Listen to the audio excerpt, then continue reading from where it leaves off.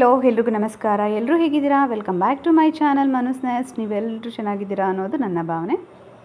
ಈಗಾಗಲೇ ಪಿತೃಪಕ್ಷಕ್ಕೆ ಎಲ್ಲ ಕಡೆನೂ ಹಬ್ಬಗಳು, ಪಿತೃಪಕ್ಷ ಹಬ್ಬ ನಡೀತಿದೆ. ನಮ್ಮನೇಲೂ ಕೂಡ ಪಿತೃಪಕ್ಷಕ್ಕೆ ಅಂತೇಳಿ ಪ್ರಿಪ್ರೇಷನ್ ನಡೀತಿದೆ.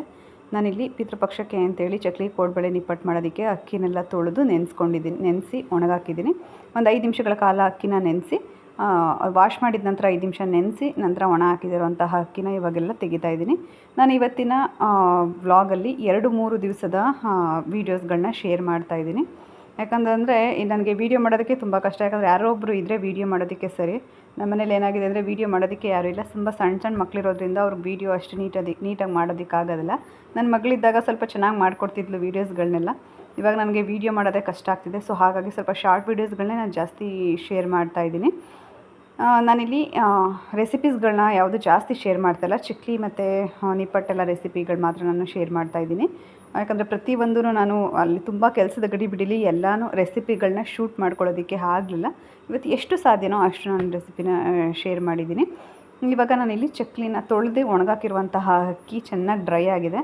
ಇದರಲ್ಲಿ ನಾನು 8 ಗ್ಲಾಸಷ್ಟು ಅಕ್ಕಿನ ತೊಗೊತಾ ಇದ್ದೀನಿ. ಇಲ್ಲಿ ಸುಮಾರು ಒಂದು 3 ಸೇರಷ್ಟು ನಾನು ಅಕ್ಕಿನ ನೆನೆಸಿದ್ದೀನಿ. ಇಲ್ಲಿ 8 ಗ್ಲಾಸಷ್ಟು ಅಂದರೆ 2 kgಯಷ್ಟು 2 ಸೇರಷ್ಟು ಅಕ್ಕಿನ ನಾನಿಲ್ಲಿ ತೊಗೊತಾ ಇದ್ದೀನಿ. ಇಲ್ಲಿ 2 ಸೇರಷ್ಟು ಅಕ್ಕಿಗೆ ನಾನು ಉದ್ದಿನ ಕಾಳನ್ನ ಉಪಯೋಗಿಸ್ಕೊಂಡು ಮಾಡ್ತಾಯಿದ್ದೀನಿ ಈ ಸಲ ಚಕ್ಲಿನ. ಹಾಗಾಗಿ ಇದು ನಾನು ಫಸ್ಟ್ ಟೈಮ್ ಮಾಡ್ತಾ ಇರೋವಂಥದ್ದು. ನಾನು ಒಂದು ಕಡೆ ನೋಡಿ ಇದನ್ನು ಈ ಸಲ ಟ್ರೈ ಮಾಡೋಣ. ಉದ್ದಿನ ಕಾಳಲ್ಲಿ ನಾನು ಯಾವತ್ತು ಉದ್ದಿನ ಬೇಳೆ ಉಪಯೋಗಿಸ್ಕೊಂಡು ಯಾವತ್ತೂ ಮಾಡಿರಲಿಲ್ಲ. ಸೊ ಹಾಗಾಗಿ ಇವತ್ತು ಟ್ರೈ ಮಾಡೋಣ ಅಂತೇಳಿ ಮಾಡ್ತಾಯಿದ್ದೀನಿ. ಇಲ್ಲಿ 2 ಸೇರು ಅಕ್ಕಿಗೆ ನಾನು ಒಂದು ಸೇರಿಗೆ 1 ಪಾವಷ್ಟು ಉದ್ದಿನ ಬೇಳೆನ ತೊಗೊತಾ ಇದ್ದೀನಿ.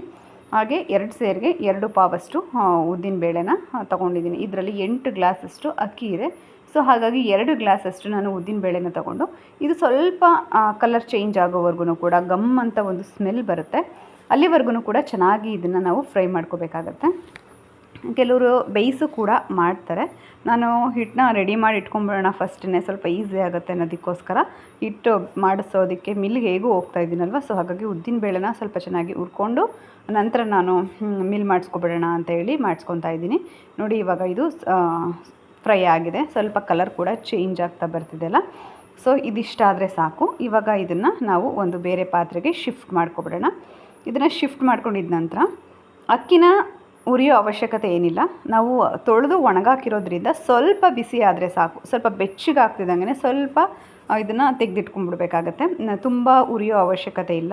ತೊಳೆದು ಒಣಗಾಕಿರೋದ್ರಿಂದ ನೆರಳಲ್ಲೇ ಇರೋದ್ರಿಂದ ಸ್ವಲ್ಪನಾದ್ರು ಮಾಯಿಶ್ಚರ್ ಕಂಟೆಂಟ್ ಇರುತ್ತೇನೋ ಅನ್ನೋದಕ್ಕೋಸ್ಕರ ಸ್ವಲ್ಪ ಬಿಸಿ ಮಾಡಿ ನಾವು ಈ ಉದ್ದಿನ ಬೇಳೆ ಒಳಗಡೆಗೆ ಹಾಕೋಬೇಕಾಗತ್ತೆ. ಇದನ್ನು ಕಂಪ್ಲೀಟಾಗಿ ಉರಿಯೋ ಅಂಥ ಅವಶ್ಯಕತೆ ಬರೋದಿಲ್ಲ. ನಾನು ಈ ಅಕ್ಕಿನ ಒಂದು 2-3 ಬ್ಯಾಚಲ್ಲಿ ಫ್ರೈ ಮಾಡಿ ಇಟ್ಕೊತಾ ಇದ್ದೀನಿ. ಇದನ್ನು ಕಂಪ್ಲೀಟಾಗಿ ನಾವು ಫ್ರೈ ಮಾಡ್ಕೊಂಡಿದ್ದ ನಂತರ ಎಲ್ಲ ಅಕ್ಕಿಗಳನ್ನೂ ಕೂಡ ಸ್ವಲ್ಪ ಬಿಸಿ ಮಾಡ್ಕೊಂಡಿದ್ದ ನಂತರ ಈ ಉದ್ದಿನ ಬೇಳೆ ಮತ್ತು ಅಕ್ಕಿ ಎಲ್ಲ ಏನಿದೆ ಇದನ್ನು ನೀಟಾಗಿ ಮಿಕ್ಸ್ ಮಾಡ್ಕೊಂಬಿಡೋಣ. ನೀಟಾಗಿ ಮಿಕ್ಸ್ ಮಾಡಿಕೊಂಡು ಇದು ಕಂಪ್ಲೀಟಾಗಿ ತಣ್ಣಗಾಗೋದಕ್ಕೆ ಬಿಡಬೇಕು. ನಾವು ಉದ್ದಿನ ಬೇಳೆನ ಸ್ವಲ್ಪ ಚೆನ್ನಾಗಿ ಹುರಿದಿರೋದ್ರಿಂದ ಸ್ವಲ್ಪ ಬಿಸಿ ಇರುತ್ತೆ. ಸೊ ಹಾಗಾಗಿ ಇದು ಕಂಪ್ಲೀಟಾಗಿ ತಣ್ಣಗಾಗೋವರೆಗೂ ಕೂಡ ಇದನ್ನು ಬಿಟ್ಬಿಡೋಣ. ಮತ್ತು ಹಾಗೆ ಇದಕ್ಕೆ ನಾನು ಸ್ವಲ್ಪ ಏನು ಹೇಳ್ತೀವಿ ಸಬ್ಬಕ್ಕಿನ ಸೇರಿಸ್ಕೊತಾ ಇದ್ದೀನಿ. ಸಬ್ಬಕ್ಕಿನ ಸೇರಿಸ್ಕೊಳ್ಳೋದ್ರಿಂದ ಸ್ವಲ್ಪ ಹರಡುತ್ತೆ ಚಕ್ಲಿಗಳು. ಸೊ ಹಾಗಾಗಿ ನಾನಿಲ್ಲಿ ಚಕ್ಲಿಗೆ ಅಂತ ಹೇಳಿ ಒಂದು 2-3 ಸ್ಪೂನ್ ಅಷ್ಟು ಸಬ್ಬಕ್ಕಿ ಏನಿರುತ್ತೆ ಅದನ್ನು ಕೂಡ ಸ್ವಲ್ಪ ಬಿಸಿ ಮಾಡಿಬಿಟ್ಟು ನಾನು ಈ ಅಕ್ಕಿ ಮತ್ತು ಉದ್ದಿನಬೇಳೆ ಹುರ್ಕೊಂಡಿರೋ ಅಂಥದ್ದೇನಿದೆ ಅದಕ್ಕೆ ಸೇರಿಸ್ಕೊತಾ ಇದ್ದೀನಿ. ನೋಡಿ ಈ ರೀತಿ ಸ್ವಲ್ಪ ಬಿಸಿ ಮಾಡಿಕೊಂಡ್ರೆ ಸಾಕು. ಸ್ವಲ್ಪ ಬಿಸಿ ಮಾಡಿಕೊಂಡು ನಾವು ಇದನ್ನು ಅಕ್ಕಿಯಲ್ಲಿ ಸೇರಿಸಿ ಇದನ್ನು ಕಂಪ್ಲೀಟಾಗಿ ತಣ್ಣಗಾಗೋದಕ್ಕೆ ಬಿಟ್ಬಿಡ್ಬೇಕಾಗತ್ತೆ. ಇದು ಕಂಪ್ಲೀಟಾಗಿ ತಣ್ಣಗಾಗಿದ ನಂತರ ನಾವು ಇದನ್ನು ಮಿಲ್ ಮಾಡಿಸ್ಕೊಂಡು ಬರಬೇಕಾಗತ್ತೆ, ಅಥವಾ ಮಿಕ್ಸಿಗೆ ಹಾಕೋಬೋದು. ಇಲ್ಲಿ ಸ್ವಲ್ಪ ಜಾಸ್ತಿ ಕ್ವಾಂಟಿಟಿ ಇರೋದ್ರಿಂದ ಮಿಕ್ಸಿಗೆ ಹಾಕ್ಕೊಂಡ್ರೆ ತುಂಬ ಫಜೀತಿ ಕೆಲಸ, ತುಂಬ ಟೈಮ್ ಕೂಡ ಹಿಡಿಯುತ್ತೆ. ಸೊ ಹಾಗಾಗಿ ಮಿಲ್ ಮಾಡಿಸ್ಕೊಳ್ಳೋಣ ಅಂತೇಳಿ ನಾನು ಮಿಲ್ಲಲ್ಲಿ ಹೋಗಿ ಇದನ್ನು ನುಣ್ಣಗೆ ಪೌಡ್ರ್ ಮಾಡಿಸ್ಕೊಂಡು ಬಂದೆ. ನೋಡಿ ಇದು ಈ ಥರ ಫ್ರೈ ಮಾಡ್ಕೊತಾ ಇದ್ದೀನಿ ಸಬ್ಬಕ್ಕಿನ. ಈ ಥರ ಫ್ರೈ ಆದರೆ ಸಾಕು. ಇವು ಸ್ವಲ್ಪ ಕೈಯಲ್ಲಿ ಮುಟ್ಟು ನೋಡಿದಾಗ ಅದು ಬಿಸಿ ಅಂತ ಅನ್ನಿಸ್ಬೇಕು, ಅಷ್ಟಾದರೆ ಸಾಕಾಗತ್ತೆ. ಇವಾಗ ಇದನ್ನು ಅಕ್ಕಿಗೆ ಹಾಕಿ ಇದನ್ನು ಕಂಪ್ಲೀಟಾಗಿ ತಣ್ಣಗಾಗೋದಕ್ಕೆ ಬಿಟ್ಬಿಡೋಣ. ಈ ಸಬ್ಬಕ್ಕಿನೂ ಅಷ್ಟೇ ತುಂಬ ಜಾಸ್ತಿ ಉರಿಯೋ ಅವಶ್ಯಕತೆ ಇಲ್ಲ, ಸ್ವಲ್ಪ ಬೆಚ್ಚಗಾದ್ರೇ ಸಾಕು. ಇವಾಗ ಇದೆಲ್ಲ ಕಂಪ್ಲೀಟಾಗಿ ತಣ್ಣಗಾಗಿರೋವಂತಹ ಅಕ್ಕಿ, ಉದ್ದಿನಬೇಳೆ ಮತ್ತು ಸಬ್ಬಕ್ಕಿ ಇದೆಲ್ಲ ಏನಿದೆ ಇದನ್ನು ನಾನು ಒಂದು ಬಾಕ್ಸ್ಗೆ ಹಾಕ್ಕೊಂಡು ಇದನ್ನು ಮಿಲ್ ಮಾಡಿಸೋದಕ್ಕೆ ಹೋಗ್ತಾಯಿದ್ದೀನಿ. ಇದೇನಪ್ಪ ಇದು ಇಡ್ಲಿ ಥರ ಅಕ್ಕಿ ಉದ್ದಿನಬೇಳೆ ಎಲ್ಲ ಹಾಕ್ತಿದ್ದಾರೆ ಅಂತ ಹೇಳ್ಬಿಡಿ, ಉದ್ದಿನಬೇಳೆಯಿಂದನೂ ಕೂಡ ಚಕ್ಲಿ ಮಾಡ್ತಾರೆ. ಸೊ ಹಾಗಾಗಿ ಆ ರೆಸಿಪಿನ ತಿಳ್ಕೊಂಡು ನಾನು ಇವಾಗ ಮಾಡ್ಕೊತಾ ಇದ್ದೀನಿ. ನೋಡಿ ಇವಾಗ ಇದು ಕಂಪ್ಲೀಟಾಗಿ ಹಿಟ್ಟು ಆಗಿದೆ. ಇದು ಆ್ಯಕ್ಚುಲಿ ಇದು ನೆಕ್ಸ್ಟ್ ಡೇ ನಾನು ಈ ವಿಡಿಯೋನ ಮಾಡ್ತಾ ಇರುವಂಥದ್ದು. ಹಿಟ್ಟು ಮಾಡಿಸ್ಕೊಂಡು ಬಂದಿದ್ದೆ. ಇವಾಗ ಹಿಟ್ಟು ಕಂಪ್ಲೀಟಾಗಿ ಆದಮೇಲೆ ಇದನ್ನು ಜರಡಿ ಮಾಡಿಕೊಂಡು ಇದಕ್ಕೆ 1 ಸ್ಪೂನಷ್ಟು ಜೀರಿಗೆ, 1-2 ಸ್ಪೂನಷ್ಟು ಬಿಳಿ ಎಳ್ಳನ್ನ ಸೇರಿಸ್ಕೊಂಡಿದ್ದೀನಿ. ನಾನಿಲ್ಲಿ ಒಂದು 4 ಕಪ್ ಆಗುವಷ್ಟು ಏನೋ ಉದ್ದಿನ ಅಕ್ಕಿ ಹಿಟ್ಟನ್ನ ತೊಗೊಂಡಿದ್ದೀನಿ. ಅಕ್ಕಿ ಉದ್ದು ಎಲ್ಲ ಹಾಕಿ ಏನು ಬೀಸಿಸಿದೆ ಅದನ್ನು ತೊಗೊಂಡಿದ್ದೀನಿ. ಅದಕ್ಕೆ 1 ಸ್ಪೂನಷ್ಟು ಜೀರಿಗೆ, 1-2 ಸ್ಪೂನಷ್ಟು ಬಿಳಿ ಎಳ್ಳು, ಹಾಗೆ ಸ್ವಲ್ಪ ಉಪ್ಪಿನ ಪುಡಿನ ಸೇರಿಸ್ಕೊಂಡು ನೀಟಾಗಿ ಮಿಕ್ಸ್ ಮಾಡ್ಕೊತಾ ಇದ್ದೀನಿ. ಇದು ನೀಟಾಗಿ ಮಿಕ್ಸ್ ಮಾಡ್ಕೊಂಡಿದ್ದ ನಂತರ ನಾವು 4 ಕಪ್ ತೊಗೊಂಡಿರೋದ್ರಿಂದ ಅಕ್ಕಿ ಹಿಟ್ಟು 1 ಕಪ್ ಆಗುವಷ್ಟು ಬಿಸಿ ಎಣ್ಣೆನ ನಾವು ಇದಕ್ಕೆ ಹಾಕ್ಕೊಂಡು ಮಿಕ್ಸ್ ಮಾಡ್ಕೋಬೇಕಾಗತ್ತೆ. ಇಲ್ಲಾಂದರೆ ಬೆಣ್ಣೆನೂ ಕೂಡ ಹಾಕೊಬೋದು. 1 ಕಪ್ಪಷ್ಟು ಬೆಣ್ಣೆ ಅಥವಾ 1 ಕಪ್ಪಷ್ಟು ಬಿಸಿ ಆಗಿರುವಂತಹ ಎಣ್ಣೆನ ಹಾಕ್ಕೊಂಡು ನೀಟಾಗಿ ಇದನ್ನು ಮಿಕ್ಸ್ ಮಾಡಿ ನಂತರ ನೀರಲ್ಲಿ ನೀಟಾಗಿ ಕಲಿಸ್ಕೊಬೇಕಾಗತ್ತೆ. ಚೆನ್ನಾಗಿ ನಾದಿಸಿ ನಾವು ನೀರಲ್ಲಿ ಕಲಿಸ್ಕೊಬೇಕಾಗುತ್ತೆ. ಬಿಸಿ ಇರೋದ್ರಿಂದ ನಾನಿಲ್ಲಿ 1 ಸ್ಪೂನಿಂದ ಇದನ್ನು ನೀಟಾಗಿ ಮಿಕ್ಸ್ ಮಾಡ್ಕೊತಾ ಇದ್ದೀನಿ. ನೀಟಾಗಿ ಮಿಕ್ಸ್ ಮಾಡ್ಕೊಂಡಿದ್ದ ನಂತರ ನಾವು ಸ್ವಲ್ಪ ಬಿಸಿ ಕಡಿಮೆ ಆಗಿದೆ ಅಂತ ಅನಿಸಿದ್ರೆ ನಂತರ ಕೈಯಲ್ಲಿ ಸ್ವಲ್ಪ ಇದನ್ನು ನಾವು ಮಿಕ್ಸ್ ಕೈಯಲ್ಲಿ ಕಲಿಸ್ಕೊಳ್ಳೋಕ್ಕೆ ಸ್ವಲ್ಪ ಈಸಿ ಆಗುತ್ತೆ. ಫಸ್ಟೇ ಎಣ್ಣೆ ಕಾದಿರೋದ್ರಿಂದ ನಾವು ಕೈ ಹಾಕೋದಕ್ಕೆ ತುಂಬ ಕಷ್ಟ ಆಗುತ್ತೆ. ಈ ಥರ 1 ಸ್ಪೂನ್ ಸಹಾಯದಿಂದ ನೀಟಾಗಿ ಮಿಕ್ಸ್ ಮಾಡ್ಕೊಂಡಿದ್ದ ನಂತರ ನೋಡಿ ಕೈಯಲ್ಲಿ ಚೆನ್ನಾಗಿ ಈ ಎಣ್ಣೆ ಎಲ್ಲ ನೀಟಾಗಿ ಮಿಕ್ಸ್ ಆಗಬೇಕು ಹಿಟ್ಟಿಗೆ. ಆ ರೀತಿ ಚೆನ್ನಾಗಿ ಮಿಕ್ಸ್ ಮಾಡ್ಕೋಬೇಕು. ಮಿಕ್ಸ್ ಮಾಡ್ಕೊಂಡಿದ್ದ ನಂತರ ನೋಡಿ ಹಿಟ್ಟನ್ನ ಈ ಥರ ಪ್ರೆಸ್ ಮಾಡಿ ಇಟ್ಕೊಂಡ್ರೆ ಹಿಡೀಲಿ ಅದು ಹಿಂಗೆ ಗಟ್ಟಿಯಾಗಿ ಆಗಬೇಕು. ಅಷ್ಟು ಎಣ್ಣೆ ಹಾಕ್ಕೊಂಡಿದ್ರೆ ಈಗ ನೋಡಿ ಇದಕ್ಕೆ ಹದ ಸರಿಯಾಗಿದೆ ಅಂತ ಅಂದ್ಕೊಂಡಿದ್ದೀನಿ. ಇದನ್ನು ನೀಟಾಗಿ ಮಿಕ್ಸ್ ಮಾಡ್ಕೊಂಡಿದ್ದ ನಂತರ ಇವಾಗ ಸ್ವಲ್ಪನೇ ನೀರು ಹಾಕ್ಕೊಂಡು ಚೆನ್ನಾಗಿ ನಾದಿಸ್ಕೋಬೇಕಾಗತ್ತೆ. ಜಾಸ್ತಿ ನೀರನ್ನ ಹಾಕ್ಕೋಬಾರ್ದು. ಚಕ್ಲಿ ಮಾಡಬೇಕಾದ್ರೆ ಜಾಸ್ತಿ ನೀರು ಹಾಕಿದ್ರೆ ಏನಾಗ್ಬಿಡುತ್ತೆ ಅಂದರೆ ಗಟ್ಟಿ ಆಗುವಂಥ ಚಾನ್ಸಸ್ ಜಾಸ್ತಿ ಇರುತ್ತೆ. ಒಂದು ಹದವಾಗಿ ಚಪಾತಿ ಹಿಟ್ಟೆಲ್ಲ ಏನು ಕಲಿಸ್ತೀವಿ ಆ ಹದಕ್ಕೆ ನೀಟಾಗಿ ಕಲಿಸ್ಕೊಬೇಕಾಗತ್ತೆ. ಸ್ವಲ್ಪನೇ ನೀರನ್ನ ಸೇರಿಸ್ಕೊಂಡು ನೀಟಾಗಿ ಒಂದು ಹದ ಬರೋ ರೀತಿ ಕಲಿಸ್ಕೊಬೇಕಾಗತ್ತೆ. ಚಪಾತಿ ಹಿಟ್ಟಿನ ಹದ ಏನಿರುತ್ತೆ ಆ ಥರ ಕಲಿಸ್ಕೊಬೇಕಾಗತ್ತೆ. ಒಂದೇ ಸಲ ಜಾಸ್ತಿ ನೀರು ಹಾಕಬಾರ್ದು. ಸ್ವಲ್ಪನೇ ನೀರನ್ನ ಹಾಕ್ಕೊಂಡು ಚೆನ್ನಾಗಿ ನಾದಿಸ್ಕೋಬೇಕಾಗತ್ತೆ. ಚೆನ್ನಾಗಿ ನಾದಿಸಿ ನಾವು ಕಲಿಸೋದ್ರಿಂದ ಚಕ್ಲಿ ಹೊಳ್ಳಲ್ಲಿ ಹಾಕ್ಕೊಂಡು ಚಕ್ಲಿನ ಬಿಡಬೇಕಾದ್ರೆ ಅದು ಕಟ್ ಆಗಲ್ಲ. ನಾವು ಚೆನ್ನಾಗಿ ನಾದಿಸ್ಕೊಳ್ಳಿಲ್ಲ ಅಂತಂದರೆ ಅದು ಎಲ್ಲ ಪೂರ್ತಿ ಕಟ್ ಆಗಿಬಿಡುತ್ತೆ. ಸೊ ಹಾಗಾಗಿ ಎಷ್ಟು ಸಾಧ್ಯನೋ ಅಷ್ಟು ಒಂದು 10-15 ನಿಮಿಷಗಳ ಕಾಲ ಚೆನ್ನಾಗಿ ನಾದಿಸಿ ಹಿಟ್ಟನ್ನ ನಾವು ಸ್ವಲ್ಪ ಹೊತ್ತು ಮುಚ್ಚಿ ಇಡಬೇಕಾಗತ್ತೆ. ಅದು ಮುಚ್ಚಿಟ್ಟ ನಂತರ ನಾವು ಇದನ್ನು ಚಕ್ಲಿ ಮಾಡ್ಕೊಳ್ಳೋದಕ್ಕೆ ಸರಿಯಾಗಿ ಹದ ಬರುತ್ತೆ. ನೋಡಿ ಇವಾಗ ಈ ಚಕ್ಲಿ ಹಿಟ್ಟು ರೆಡಿ ಆಗಿದ್ದ ನಂತರ ಒಂದು 10 ನಿಮಿಷಗಳ ಕಾಲ ಇದನ್ನು ಹಾಗೆ ಮುಚ್ಚಿ ಇಟ್ಬಿಡೋಣ. ಮುಚ್ಚಿಟ್ಟು ನಂತರ ನಾವು ಚಕ್ಲಿ ಮಾಡ್ಕೊಳ್ಳೋಕ್ಕೆ ಸರಿ ಹೋಗುತ್ತೆ. ಈಗ ನೋಡಿ ಇದು 10 ನಿಮಿಷಗಳಾಗಿದೆ. ನಂತರ 10 ನಿಮಿಷದ ನಂತರ ನಾನಿವಾಗ ಇಲ್ಲಿ ಚಕ್ಲಿನ ಹೊತ್ಕೊತಾ ಇದ್ದೀನಿ. ನಂತರ ಹಾಗೆ ಇಲ್ಲಿ ಚಕ್ಲಿನೂ ಕೂಡ ಬೇಯ್ತಿದೆ. ನೋಡಿ ತುಂಬ ಚೆನ್ನಾಗಿ ಬರ್ತಿದೆ. ಒಂದು ಕೂಡ ಕಟ್ಟಾಗ್ತಿಲ್ಲ, ಅಷ್ಟು ನೀಟಾಗಿ ಬರ್ತಿದೆ. ಒಂದು ಸ್ವಲ್ಪನೂ ಕೂಡ ಕಟ್ಟಾಗುವಂಥ ಚಾನ್ಸಸ್ಸೇ ಇರೋದಿಲ್ಲ. ಚೆನ್ನಾಗಿ ನಾದಿಸಿರೋದ್ರಿಂದ ಹಾಗೂ ಉದ್ದಿನ ಕಾಳು ಹಾಕಿರೋದ್ರಿಂದ ಉದ್ದಿನ ಬೇಳೆನ ಸ್ವಲ್ಪನೂ ಕೂಡ ಕಟ್ಟಾಗುವಂಥ ಚಾನ್ಸಸ್ಸೇ ಇರೋದಿಲ್ಲ. ಅಷ್ಟು ನೀಟಾಗಿ ತುಂಬ ಚೆನ್ನಾಗಿ ಬರುತ್ತೆ.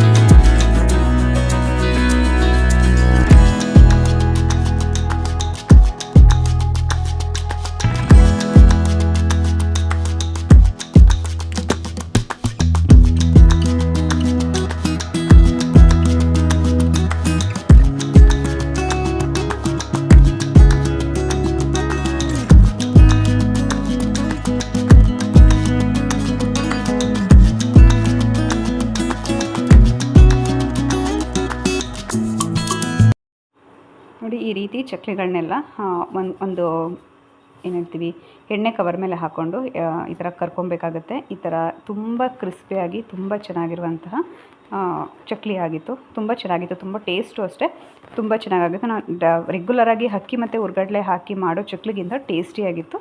ತುಂಬ ಕ್ರಿಸ್ಪಿಯಾಗೂ ಕೂಡ ತುಂಬ ಚೆನ್ನಾಗಿ ಬಂದಿತ್ತು ಅಂತಲೇ ಹೇಳ್ಬೋದು. ತುಂಬ ಇಷ್ಟ ಆಯಿತು ಈ ಚಕ್ಲಿ. ಈ ಸಲ ಮಾಡಿದಂತಹ ಚಕ್ಲಿ ನನಗೆ ತುಂಬಾ ಇಷ್ಟ ಆಯಿತು. ಇದನ್ನು ಖಂಡಿತ ಒಂದು ಸಲ ಎಲ್ಲರೂ ಕೂಡ ಟ್ರೈ ಮಾಡಿ. ನಂತರ ನಾನಿಲ್ಲಿ ಕೋಡ್ಬಳೆ ಮತ್ತು ನಿಪ್ಪಟ್ಟಿಗೆ ಅಂತೇಳಿ ಇದನ್ನು ಕೂಡ ಫಸ್ಟ್ ಟೈಮ್ ನಾನು ಟ್ರೈ ಮಾಡ್ತಾ ಇರುವಂಥದ್ದು. 1 ಕಪ್ಪಷ್ಟು ಹುರ್ಗಡ್ಲೆ, 1 ಕಪ್ಪಷ್ಟು ಕೊಬ್ಬರಿ, ಹಾಗೆ ಒಂದು 10 ಮೆಣಸಿನ್ಕಾಯಿ, ಗುಂಟೂರು ಮೆಣಸಿನ್ಕಾಯಿನ ತೊಗೊಂಡು ಇದ್ರ ಜೊತೆಗೆ ಸ್ವಲ್ಪ ಹಿಂಗನ್ನ ಸೇರಿಸ್ಕೊಂಡು ಒಂದು ಮಿಕ್ಸಿ ಜಾರ್ಗೆ ಹಾಕ್ಕೊಂಡು ರುಬ್ಕೋಬೇಕಾಗತ್ತೆ. ನಾವು ಚಟ್ನಿ ಎಲ್ಲ, ಗಟ್ಟಿ ಚಟ್ನಿ ಎಲ್ಲ ಹೇಗೆ ರುಬ್ಕೊತೀವೋ ಸೇಮ್ ಅದೇ ಕನ್ಸಿಸ್ಟೆನ್ಸಿಗೆ, ತುಂಬ ನೀರಾಗಿ ರುಬ್ಕೋಬಾರ್ದು. ನಾವು ಚಟ್ನಿ, ಗಟ್ಟಿ ಚಟ್ನಿ ಎಲ್ಲ ಹೇಗೆ ಮಾಡ್ಕೊತೀವೋ ಸೇಮ್ ಅಷ್ಟು ಅದಕ್ಕೆ ನಾವು ರುಬ್ಕೋಬೇಕಾಗತ್ತೆ. ಅದನ್ನು ರುಬ್ಕೊಂಡು ನಾವೀಗಾಗಲೇ ಚಕ್ಲಿಗೆ ಮಾಡಿರುವಂತಹ ಹಿಟ್ಟೇನಿದೆ ಅದ್ರ ಜೊತೆ ನಾನು ಉದ್ದಿನ ಬೇಳೆ ಹಾಕ್ತೇನೆ. ಬರೀ ಅಕ್ಕಿನ ತೊಳೆದೊಣಗಾಕಿ ರೆಡಿ ಮಾಡಿ ಇಟ್ಕೊಂಡಿದ್ದೀನಿ. ಇವಾಗ ಇಲ್ಲಿ ಒಂದು ಅರ್ಧ ಕಪ್ಪಷ್ಟು ಎಣ್ಣೆಗೆ 1 ಕಪ್ಪಷ್ಟು ಚಿರೋಟಿ ರವೆನ ತೊಗೊಂಡಿದ್ದೀನಿ. ಚಿರೋಟಿ ರವೆ ಅದ್ರ ಜೊತೆಗೆ 1 ಸ್ಪೂನ್ ಅಥವಾ 1.5 ಸ್ಪೂನಷ್ಟು ಮೈದಾ ಹಿಟ್ಟನ್ನ ಹಾಕ್ಕೊಂಡು ಈ ಥರ ಹುರ್ಕೋಬೇಕಾಗತ್ತೆ. ಇದನ್ನು ನಾವು ಏನು ಹೇಳ್ತೀವಿ, ಕೇಸರಿ ಬಾತ್ಗೆಲ್ಲ ಹುರಿತೀವಲ್ಲ, ಅಷ್ಟೊಂದೆಲ್ಲ ಹುರಿಯೋ ಅವಶ್ಯಕತೆ ಇಲ್ಲ. ಸ್ವಲ್ಪ 1-2 ನಿಮಿಷ ಹುರ್ಕೊಂಡ್ರೆ ಸಾಕಾಗತ್ತೆ. ನೋಡಿ, ಈ ರೀತಿ ಹುರ್ಕೊಂಡಿದ್ದ ನಂತರ ಸ್ಟವ್ನ ಆಫ್ ಮಾಡಿ ನಂತರ ನಾವು ಇದಕ್ಕೆ ರೆಡಿ ಮಾಡಿಟ್ಟಿರುವಂತಹ ಅಕ್ಕಿ ಹಿಟ್ಟು, ಪ್ಲೇನ್ ಅಕ್ಕಿ ಹಿಟ್ಟು, ಅಕ್ಕಿನ ತೊಳೆದು ಒಣಗಾಕಿ ಬೀಸಿರುವಂಥದ್ದು. ಇದಕ್ಕೆ ಏನೂ ಮಿಕ್ಸ್ ಮಾಡ್ಕೊಳ್ಳಿಲ್ಲ ನಾವು ಈ ಅಕ್ಕಿ ಹಿಟ್ಟಿಗೆ. ಬರೀ ಅಕ್ಕಿ ಹಿಟ್ಟು ಮಾತ್ರ ತೊಳೆದು ಒಣಗಾಕಿರುವಂತಹ ಅಕ್ಕಿಯಿಂದ ಮಾಡಿಸಿರುವಂತಹ ಹಿಟ್ಟನ್ನ ಸ್ಟವ್ನ ಆಫ್ ಮಾಡಿದ ನಂತರ ಇದಕ್ಕೆ ಹಾಕಿ ಮಿಕ್ಸ್ ಮಾಡ್ಕೋಬೇಕಾಗತ್ತೆ. ಅಕ್ಕಿ ಹಿಟ್ಟೆಲ್ಲ ಬಿಸಿ ಮಾಡೋ ಅವಶ್ಯಕತೆ ಇಲ್ಲ. ಯಾಕಂತಂದರೆ ನಾವೀಗಾಗಲೇ ಅಕ್ಕಿನ ಬಿಸಿ ಮಾಡಿ ಬೀಸಿರುವಂಥದ್ದು, ಅಕ್ಕಿನ ಬೆಚ್ಚು ಮಾಡಿ ಬೀಸಿ ಇಟ್ಟಿರುವಂಥದ್ದು. ಸೊ ಹಾಗಾಗಿ ಈ ಥರ ಇದೊಂದು ಸಾಟಿ ಅಂತಲೇ ಕರೀತಾರೆ. ಇದನ್ನು ಸಾಟಿ ಥರ ಮಾಡಿಕೊಂಡು ಇದಕ್ಕೆ ನಾವು ಅಕ್ಕಿ ಹಿಟ್ಟನ್ನ ಹಾಕ್ಕೊಂಡು ನೀಟಾಗಿ ಮಿಕ್ಸ್ ಮಾಡ್ಕೋಬೇಕಾಗತ್ತೆ. ನೋಡಿ, 1 kgಯಷ್ಟು ಅಂದರೆ 4 ಕಪ್ಪಷ್ಟು ಅಕ್ಕಿ ಹಿಟ್ಟಿಗೆ ನಾನು 1 ಕಪ್ಪಷ್ಟು ಚಿರೋಟಿ ರವೆ, 1-1.5 ಸ್ಪೂನಷ್ಟು ಮೈದಾ ಹಿಟ್ಟು, 1 ಕಪ್ಪಷ್ಟು ಕೊಬ್ಬರಿ, 1 ಕಪ್ಪಷ್ಟು ಹುರ್ಗಡ್ಲೆ, ಹಾಗೆ ಒಂದು 10 ಮೆಣಸಿನ್ಕಾಯಿ, ಗುಂಟೂರು ಮೆಣಸಿನ್ಕಾಯಿ ಮತ್ತು ಸ್ವಲ್ಪ ಹಿಂಗು, ಇದಿಷ್ಟನ್ನು ಕೂಡ ತೊಗೊಂಡಿದ್ದೀನಿ. ಇದಿಷ್ಟು ನೋಡಿ, ಈ ರೀತಿ ಸ್ಟವ್ ಆಫ್ ಮಾಡಿ ಮಿಕ್ಸ್ ಮಾಡ್ಕೊಂಡಿದ್ದ ನಂತರ ಅಕ್ಕಿ ಹಿಟ್ಟನ್ನ ಇದನ್ನು ಒಂದು ಬೇರೆ ಪಾತ್ರೆಗೆ ನಾವು ಶಿಫ್ಟ್ ಮಾಡ್ಕೋಬೇಕಾಗತ್ತೆ. ಬೇರೆ ಪಾತ್ರೆಗೆ ಶಿಫ್ಟ್ ಮಾಡಿಕೊಂಡು ಕೈಯಿಂದ ನೀಟಾಗಿ ಕಲಿಸ್ಕೊಬೇಕಾಗತ್ತೆ. ಕೈಯಿಂದ ನೀಟಾಗಿ ಕಲಿಸ್ಕೊಂಡು ನಾವು ಇದನ್ನು ಒಂದು ಹದ ಮಾಡ್ಕೋಬೇಕಾಗತ್ತೆ. ನೋಡಿ, ಈ ರೀತಿ ನೀಟಾಗಿ ಮಿಕ್ಸ್ ಆಯಿತು. ಇದನ್ನು ನಾನು ಒಂದು ಪಾತ್ರೆಗೆ ಹಾಕ್ಕೊಂಡಿದ್ದೀನಿ. ಇದಕ್ಕೆ ಸ್ವಲ್ಪ ಕರಿಬೇವು, ಹಾಗೆ ಸ್ವಲ್ಪ 1 ಸ್ಪೂನಷ್ಟು ಜೀರಿಗೆ ಹಾಕ್ಕೊಂಡಿದ್ದೀನಿ. ಅದ್ರ ಜೊತೆಗೆ ರುಚಿಗೆ ಎಷ್ಟು ಬೇಕೋ ಅಷ್ಟು ಉಪ್ಪನ್ನು ಕೂಡ ಸೇರಿಸ್ಕೋಬೇಕು. ಇದಿಷ್ಟು ಸೇರಿಸ್ಕೊಂಡಿದ್ದ ನಂತರ ಈಗಾಗಲೇ ರುಬ್ಬಿರುವಂತಹ ಮಸಾಲ ಏನಿದೆ, ಕೊಬ್ಬರಿ ಮತ್ತು ಹುರ್ಗಡ್ಲೆ ಮತ್ತು ಹಿಂಗು, ಮೆಣಸಿನ್ಕಾಯಿ, ಇದಿಷ್ಟು ಹಾಕಿ ರುಬ್ಬಿರುವಂಥದ್ದನ್ನ ನೋಡಿ, ಈ ಥರ ಗಟ್ಟಿಯಾಗಿ ಚಟ್ನಿ ಹೇಗೆ ಬರುತ್ತೋ ಆ ರೀತಿ ನಾವು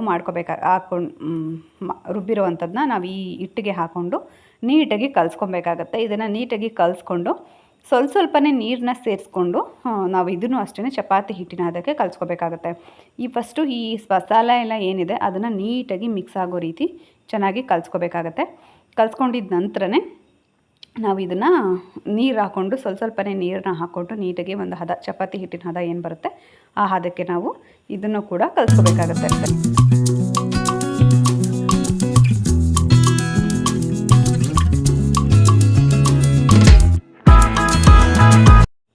ನೋಡಿ, ಇವಾಗ ಹಿಟ್ಟೆಲ್ಲ ನೀಟಾಗಿ ಕಲಿಸ್ಕೊಂಡಿದ್ದಾಯಿತು. ನಾನು ಇದನ್ನು ಕೋಡ್ಬಳೆ ಮಾಡೋದಕ್ಕೆ ಮತ್ತು ನಿಪ್ಪಿಟ್ಟು ಮಾಡೋದಕ್ಕೆ ಅಂತೇಳಿ ಕಲಿಸಿರೋವಂಥದ್ದು. ಇದನ್ನು ನಾನು 2 ಪಾರ್ಟೇಷನ್ ಆಗಿ ಮಾಡ್ಕೊತಾ ಇದ್ದೀನಿ. ಕೋಡ್ಬಳೆಗೆ ಸ್ವಲ್ಪ ಕಡಿಮೆ ಪ್ರಮಾಣ ತೊಗೊತಾ ಇದ್ದೀನಿ, ನಿಪ್ಪಟ್ಟು ಜಾಸ್ತಿ ತೊಗೊಂತೀನಿ. ಯಾಕಂದರೆ ನಮ್ಮನೆಯಲ್ಲೆಲ್ಲ ಸ್ವಲ್ಪ ನಿಪ್ಪಟ್ಟು ಜಾಸ್ತಿ ಇಷ್ಟಪಡ್ತಾರೆ ಕೋಡ್ಬಳೆಗಿಂತ. ಸೊ ಹಾಗಾಗಿ ಕೋಡ್ಬಳೆಗೆ ಸ್ವಲ್ಪ ಕಡಿಮೆ ಪ್ರಮಾಣದ ಹಿಟ್ಟು, ನಿಪ್ಪಟ್ಟಿಗೆ ಸ್ವಲ್ಪ ಜಾಸ್ತಿ ಪ್ರಮಾಣದ ಹಿಟ್ಟನ್ನ ನಾನು ತೊಗೊತಾ ಇದ್ದೀನಿ. ಈಗ 2 ಭಾಗಗಳನ್ನ ಮಾಡಿಕೊಂಡು ನಾನು ಇದಕ್ಕೆ ಈ ಕೋಡ್ಬಳೆಗೆ ಇನ್ನೇನು ಹಾಕೋಂಥ ಅವಶ್ಯಕತೆ ಇಲ್ಲ. ನಿಪ್ಪಟ್ಟಿಗೇನಿದೆ ಅದಕ್ಕೆ ಸ್ವಲ್ಪ ಹುರಿದು ಸಿಪ್ಪೆ ತೆಗೆದಿರುವಂಥ ಕಡಲೆ ಬೀಜನ ಸ್ವಲ್ಪ ಕ್ರಷ್ ಮಾಡಿಟ್ಕೊಂಡಿದ್ದ ಅದನ್ನು ನಾವು ಇದಕ್ಕೆ ಸೇರಿಸ್ಕೊಂಡು ಇದನ್ನು ನೀಟಾಗಿ ಮಿಕ್ಸ್ ಮಾಡ್ಕೋಬೇಕಾಗತ್ತೆ. ಕಡಲೆ ಬೀಜ ಬಾಯಲ್ಲಿ ಯಾವಾಗವಾಗ ಸಿಗ್ತಾಯಿದ್ರೆ ನಿಪ್ಪಟ್ಟಲ್ಲಿ ತುಂಬ ಚೆನ್ನಾಗಿ ಅನಿಸುತ್ತೆ. ಸೊ ಹಾಗಾಗಿ ಅದನ್ನು ಪೌಡ್ರ್ ಮಾಡಿ ಇದನ್ನು ನೀಟಾಗಿ ಮಿಕ್ಸ್ ಮಾಡಿಕೊಂಡು ನಂತರ ನಾವು ನಿಪ್ಪಟ್ಟನ್ನ ಮಾಡ್ಕೋಬೇಕಾಗತ್ತೆ. ನಾನು ಅದನ್ನು ಪೂರ್ತಿ ವೀಡಿಯೋ ಮಾಡೋದಕ್ಕಾಗಲಿಲ್ಲ. ಸೊ ಹಾಗಾಗಿ ಈಗ ರೆಡಿ ಆಗಿರುವಂತಹ ನಿಪ್ಪಟ್ಟನ್ನ ತೋರಿಸ್ತಾ ಇದ್ದೀನಿ. ನೋಡಿ, ತುಂಬ ಕ್ರಿಸ್ಪಿಯಾಗಿ ತುಂಬ ಚೆನ್ನಾಗಿ ಬಂದಿದೆ ನಿಪ್ಪಟ್ಟು. ತುಂಬ ಟೇಸ್ಟಿಯಾಗಿ ಕೂಡ ಆಯಿತು. ನಾನು ಫಸ್ಟ್ ಟೈಮ್ ಟ್ರೈ ಮಾಡಿದರೂ ಕೂಡ ತುಂಬ ಚೆನ್ನಾಗಿ ಬಂತು. ನಂತರ ಹಾಗೆ ಕಜ್ಜಾಯಕ್ಕೆ ಪಾಕನ ನೆನ್ನೆನೇ ತೆಗೆದು ಇಟ್ಟಿರೋವಂಥದ್ದು, ಅದನ್ನು ನಾನು ಇವತ್ತು ಕಜ್ಜಾಯನ ಮಾಡ್ಕೊತಾ ಇದ್ದೀನಿ. ಕಜ್ಜಾಯದ ಪಾಕನೂ ಕೂಡ ಚೆನ್ನಾಗೇ ಬಂದಿತ್ತು. ಆದರೆ ಇನ್ನೊಂದು ಸ್ವಲ್ಪ ಗಟ್ಟಿ ಬರಬೇಕಿತ್ತು ಪಾಕ ಅನ್ನಿಸ್ತು. ಯಾಕಂದರೆ ನಾನೇನು ತುಂಬ ಎಕ್ಸ್ಪರ್ಟ್ ಏನಲ್ಲ ಕಜ್ಜಾಯ ಮಾಡೋದ್ರಲ್ಲಿ. ನಾನು ಇವಾಗ ಸ್ವಲ್ಪ ದಿವಸದಿಂದ ಕಲಿತಾ ಇರೋವಂಥದ್ದು. ಇನ್ನೊಂದು ಸ್ವಲ್ಪ ಗಟ್ಟಿಯಾಗಬೇಕಿತ್ತು ಅನ್ನಿಸ್ತು. ಸ್ಟಾರ್ಟಿಂಗು ತಟ್ಟಬೇಕಾದ್ರೆ ತುಂಬ ಚೆನ್ನಾಗೇ ಬಂತು. ಬಟ್ ಆ ಬಿಸಿ ಹಬೆಗೆ ಅನಿಸುತ್ತೆ ಸ್ಟವಲ್ಲಿ ಪಕ್ಕ ಇಟ್ಕೊಂಡಿದ್ದಕ್ಕೆ ಸ್ವಲ್ಪ ಲಾಸ್ಟಲ್ಲಿ ಸ್ವಲ್ಪ ತೆಳ್ಳಗಾಗ್ಬಿಡ್ತು ಅಂತ ನನಗೆ ಫೀಲ್ ಆಯಿತು. ಇನ್ನೊಂದು ಸ್ವಲ್ಪ ಗಟ್ಟಿ ಬರಬೇಕಿತ್ತು ಪಾಕ ಅಂತಲೂ ಕೂಡ ಅನ್ನಿಸ್ತು.